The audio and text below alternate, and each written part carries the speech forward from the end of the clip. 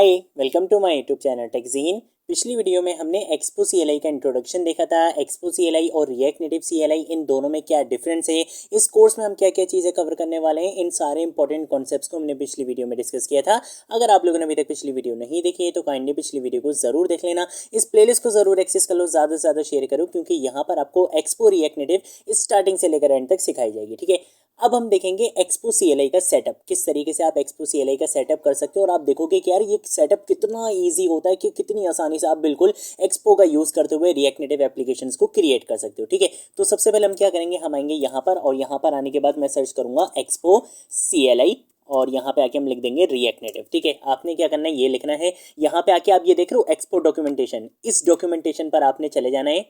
ये एक्सपो की official documentation है। ठीक है, हम इसी को ही फॉलो करेंगे। और यहाँ पर आने के बाद आपने क्या करना है, यहाँ पे आप देख रहे हो क्रिएट एक्सपो ऐप का आपको ऑप्शन दिख रहा है, आपने इस पे क्या करना है, क्लिक करना है। यहाँ पर आकर आप देख सकते हो आपको यहाँ पे कमांड मिल जाएगी npx create expo app @latest.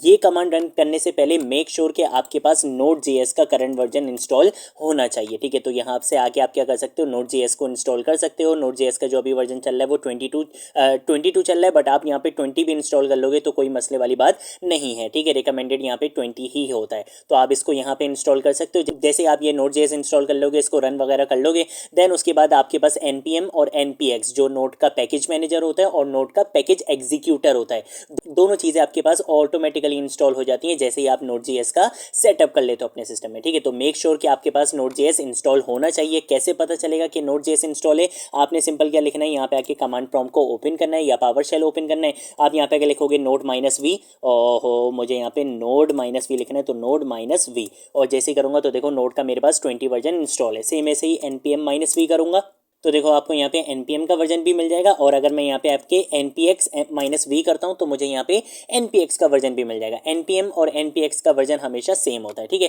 तो खैर मैं इसको यहाँ पे क्लोज कर देता हूँ, मेरे पास सारी चीज़ें इंस्टॉल है। मैं क्या करूँगा, इसकी कमांड को यहाँ पे कॉपी करूँगा और यहाँ पर आऊँगा डेस्कटॉप पे। यहाँ पर आने के बाद मैं क्या करूँगा, एक नया फोल्डर बनाऊँगा। ठीक है, किस नाम से फोल्डर बनाऊँ, मैं यहाँ पे आके बना लेता हूँ एक्सपो CLI के नाम से यहाँ पे एक फोल्डर बना लेता हूँ। ठीक है, यहाँ पर आने के बाद हम क्या करेंगे, इस फोल्डर को ओपन करेंगे और यहाँ पर आकर मैं क्या करूँगा, अपना टर्मिनल ओपन करूँगा। ठीक है, जिस टर्मिनल के अंदर मैं क्या करने वाला हूँ, अपनी कमांड्स को बेसिकली रन करने वाला हूँ। यहाँ पर अगर मैं क्या करूंगा, अपनी उस कमांड को पेस्ट करूंगा। यहाँ पर अगर आप एंटर प्रेस करोगे तब भी एक्सपो CLI का यूज होते हुए आपकी रिएक्ट नेटिव एप्लीकेशन क्रिएट हो जाएगी और कंप्लीट सेटअप हो जाएगा। उसके अलावा आपको कुछ करने की जरूरत नहीं पड़ेगी। बट मैं आपको यहाँ पे एक और चीज करवाऊंगा, आपने यहाँ पर आगे लिखना है _ टेम्पलेट। ठीक है, तो मैं यहाँ पे आके लिखूंगा टेम्पलेट और उसके बाद मैं यहाँ पे आके लिखूंगा ब्लैंक @लेटेस्ट। ठीक है, अब इससे क्या होगा, ब्लैंक लिखना है मुझे, यहाँ पे के लिखना पड़ेगा, ब्लैंक @लेटेस्ट। अब इससे क्या होगा, इससे होता ये है कि अगर आप ये टेम्पलेट ब्लैंक @लेटेस्ट नहीं लिखोगे, सिर्फ यहाँ तक की कमांड रन करोगे, तो होगा क्या कि एक्सपो CLI का यूज करते हुए आप रिएक्ट नेटिव की एप्लीकेशन तो क्रिएट कर लोगे, बट एक्सपो के साथ और भी बहुत सारी चीजें आ जाती हैं जो एक बिगिनर को ना कंफ्यूज कर सकती हैं। तो इस वजह से मैं क्या करूंगा, मैं यहाँ पे लिखूंगा टेम्पलेट ब्लैंक @लेटेस्ट कि जो चीजें सिर्फ जरूरी हैं सिर्फ मुझे वही चीजें दो, एक्स्ट्रा अभी कुछ भी देने की जरूरत नहीं है। हम खुद से बाकी चीजों का जैसे जैसे हम टॉपिक कवर करते रहेंगे तब हम उन चीजों को एक्सप्लोर करते रहेंगे, बट इनिशियली हमें वो सारी चीजें नहीं चाहिए जो एक्सपो CLI आपको खुद से बना के दे देता है। ठीक है, तो ये चीज आप यहाँ पे भी देख सकते हो, आपको यहाँ पे ऑफिशियल डॉक्यूमेंटेशन में मिल जाएगी कि _ टेम्पलेट, देख रहे हो आपको यहाँ पे _ टेम्पलेट मिल जाएगा। और इसके साथ अगर आप यहाँ पे ब्लैंक यूज करोगे तो सिर्फ जो मिनिमम रिक्वायर्ड npm डिपेंडेंसीज होती हैं सिर्फ वही आपके पास आएंगी, विदाउट कॉन्फ़िगरेशन नेविगेशन, वो सारी चीजों की आपको जरूरत यहाँ पे नहीं पड़ेगी। ठीक है, तो अब मैं यहाँ पे क्या करूंगा, एंटर प्रेस कर दूंगा। उसके बाद ये आपसे पूछेगा कि भाई आपने अपनी एप्लीकेशन का नाम क्या रखना है। मैंने यहाँ पे रख दिया माई ऐप। आप यहाँ पे कुछ भी नाम रख सकते हो, बट स्मॉल लेटर्स में होना चाहिए और स्पेस नहीं होनी चाहिए। ठीक है, इस चीज़ का याद रखना। मैंने यहाँ पे एंटर प्रेस कर दिया। अब ये यहाँ पे क्या करेगा, थोड़ा सा आपका टाइम लेगा। तो देखो यहाँ पर आपका प्रोजेक्ट क्रिएट हो चुका है, आपने अपनी एप्लीकेशन क्रिएट कर ली है एक्सपो CLI का यूज़ करते हुए। अब आप खुद देखो कि इसका सेटअप कितना ईजी था, रिएक्ट नेटिव CLI का सेटअप कितना ज़्यादा कॉम्प्लिकेटेड था, कितनी सारी चीज़ें हमें करनी पड़ी थी, बट इसका सेटअप यार बहुत ईजी होता है।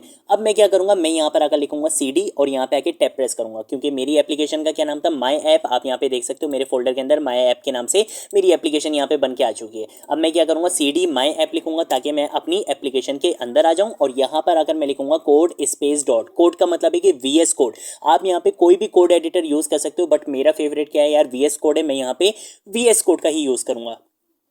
और उसके बाद आपने लिखना है डॉट। डॉट का मतलब है कि VS कोड को ओपन कर दो करंट डायरेक्टरी के अंदर, ठीक है। तो करंट डायरेक्टरी हमारी कौन सी, हमारे प्रोजेक्ट की है, माई ऐप की है। तो मैं यहाँ पे आके क्या करूंगा, कोड स्पेस डॉट पे एंटर प्रेस कर दूंगा। तो इससे क्या होगा, मेरा ये जो प्रोजेक्ट है वो मेरे VS कोड के अंदर ओपन हो जाएगा, ठीक है। अब आप यहाँ पे देख सकते हो कि हमारा जो प्रोजेक्ट है वो हमारे VS कोड के अंदर ओपन हो चुका है और बिल्कुल मिनिमम फाइल्स हमारे पास यहाँ पे आई हैं। देख रहे हो, सिर्फ एक एसेट्स की फाइल्स है जिसमें आप यहाँ पे आइकन्स वगैरह, फेव आइकन वगैरह ये चीजें रख सकते हो। इसके अलावा नोड मॉड्यूल्स का फोल्डर तो ऑब्वियसली आता ही आता है। गिट इग्नोर की फाइल होती है जहां पर आप बता सकते हो कि जब भी मैं गिटहब पर कोड पुश करूंगा तो इस फोल्डर या इस फाइल को आपने गिटहब पर पुश नहीं करना। जैसे नोड मॉड्यूल्स को हम पुश नहीं करते तो वो चीजें आप यहाँ पे बता सकते हो। app.js है जो आपकी एप्लीकेशन का फर्स्ट कंपोनेंट यहाँ पे बनाकर दिया है एक्सपो CLI ने, ठीक है। जैसे वहां पर भी हमारे पास app.jsx के नाम से आ जाता था, यहाँ पे भी इन्होंने app.js के अंदर आपको एक बाय डिफॉल्ट कंपोनेंट यहाँ पे बना के दिया है। उसके अलावा आप जितने भी कंपोनेंट्स बनाना चाहो, अपने दूसरे कंपोनेंट्स को यहाँ पर कॉल करवाना चाहो, वो सारा काम आप यहाँ पे कर सकते हो। app.json की फाइल है जहाँ पे आपकी एप्लीकेशन की इंफॉर्मेशन लिखी हुई है कि आपकी एप्लीकेशन का नाम क्या है, क्या उसमें आइकन यूज हो रहा है, वो सारी चीजें यहाँ पे बताई हुई हैं। babel.config.js है, यहाँ पे आप अपनी कॉन्फ़िगरेशन कर सकते हो। package-log.json और package.json, इन दोनों फाइल्स में मैंने पहले भी बहुत बार डिफरेंस बताया हुआ है, दोबारा बता देता हूँ। आपकी एप्लीकेशन की जो इन्फॉर्मेशन होती है कि आपकी एप्लीकेशन का नाम क्या है, आपकी एप्लीकेशन का वर्जन क्या है, मेन फाइल कौन सी है, स्क्रिप्ट्स क्या क्या हैं, इसके अलावा डिपेंडेंसीज क्या क्या हैं, मतलब कौन कौन से पैकेजेस आप अपनी एप्लीकेशन में यूज़ कर रहे हो, वो सारी चीज़ें आपको यहाँ पे मिल जाती हैं, ठीक है। लेकिन package-log.json के अंदर आपके पैकेजेस की भी सब डिटेल्स होती हैं। आप यहाँ पे देख सकते हो कि इसके अंदर कितनी सारी फाइल्स हैं, देख रहे हो कितनी सारी लाइंस यहाँ पे लिखी हुई हैं। तो ये बेसिकली क्या करता है, आपके पैकेजेस की भी जो सब इन्फॉर्मेशन है, जो सब डिटेल्स हैं, एक एक चीज़ की डिटेल ये यहाँ पे रखता है, ठीक है। और package.json के अंदर आपकी एप्लीकेशन की डिटेल्स होती हैं, ठीक है। तो ये डिफरेंस याद रखना, package.json के अंदर आपकी एप्लीकेशन की डिटेल्स होती हैं और package-log.json के अंदर आपके पैकेजेस की भी सब डिटेल्स, बिल्कुल इन्फॉर्मेशन, एक एक चीज़ की डिटेल वहाँ पर आपको मिलती है। और सबसे ज्यादा जो आपकी इंपॉर्टेंट फाइल होती है आपके प्रोजेक्ट में, वो कौन सी होती है, package.json की फाइल होती है। ये कुछ क्वेश्चंस हैं जो आपको इंटरव्यू क्वेश्चन से रिलेटेड पता होने चाहिए, ठीक है। तो package.json अगर आपके प्रोजेक्ट में से कोई डिलीट कर दे तो आपका प्रोजेक्ट बिल्कुल डिस्ट्रॉय हो जाएगा। लेकिन अगर package-log.json या नोड मॉड्यूल्स अगर कोई डिलीट कर दे तो कोई मसले वाली बात नहीं होती है। आप npm i की कमांड रन करोगे, नोड का पैकेज मैनेजर क्या करता है, आपके package.json की फाइल में आता है, यहाँ पे आके सारी चीजों को रीड करता है और package-log.json और नोड मॉड्यूल्स को खुद से क्या कर देता है, इंस्टॉल कर देता है, ठीक है। तो सबसे ज्यादा जो इंपॉर्टेंट फाइल होती है आपके प्रोजेक्ट की, वो कौन सी होती है, package.json की फाइल होती है। अब मुझे पता करना है कि यार मैंने अपनी एप्लीकेशन को रन करना है, क्या कमांड होगी। यहाँ पे आप देख सकते हो, यहाँ पे क्या लिखा हुआ है, स्टार्ट। तो आपने सिंपल क्या करना है, टर्मिनल ओपन करना है। तो मैंने यहाँ पे क्या कर लिया, VS कोड में अपना टर्मिनल ओपन कर लिया। मुझे किसी एक्स्ट्रा टर्मिनल की जरूरत नहीं है।